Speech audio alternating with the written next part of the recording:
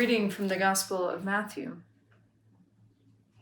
You have heard that it was said to those of ancient times, "You shall not murder, and whoever murders shall be liable to judgment." But I say to you, if you are angry with a brother or sister, you will be liable to judgment. And if you insult a brother or sister, you will be liable to the council. And if you say, "You fool," you will be liable to the fires of hell. So when you are offering your gift at the altar, if you remember that your brother or sister has something against you, leave your gift there before the altar and go. First, be reconciled to your brother or sister, and then come and offer your gift.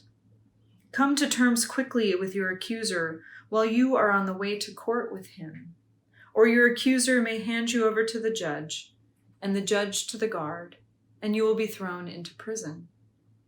Truly, I tell you, you will never get out until you have paid the last penny. One of the things that I find powerful in this passage of scripture we've just read is the fact that Jesus never condemns anger in and of itself. This is part of how important it is to have a God who loves us so much that God took on our human experience. We have passages in scripture that express Jesus's anger, that reflect Jesus's anger. So there's no sin in being angry. That is a human emotion. Where the sin lies is in what we do with our anger. Our sin lies in how we move forward through that. Here, Jesus is really clearly saying how important reconciliation is. Not that it's wrong to be angry or to have a conflict with your brother or sister, but what we do next. That part is normal in the human experience. And how we move out of that is what sets us apart. Reconciliation is pivotal.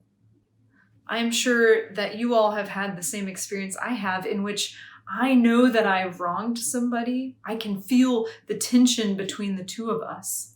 And I dread that conversation, that opportunity to deeply apologize for what I've done or address the conflict between us.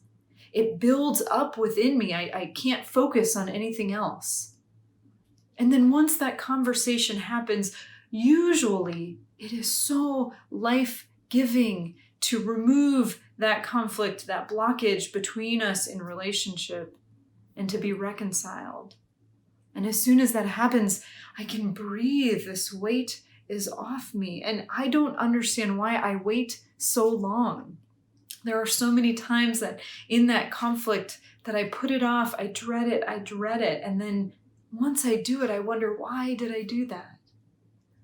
Jesus is encouraging us to use these basic skills that we have to be in relationship, to work through our conflicts.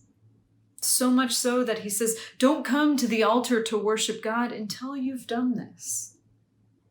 So take some time right now and explore where you might have some conflict with someone in your life. Pray about it and then address it. Don't put it off. Because once you do, you will be able to come to the altar of God. You will be able to come before God uninhibited, to be able to worship. Amen.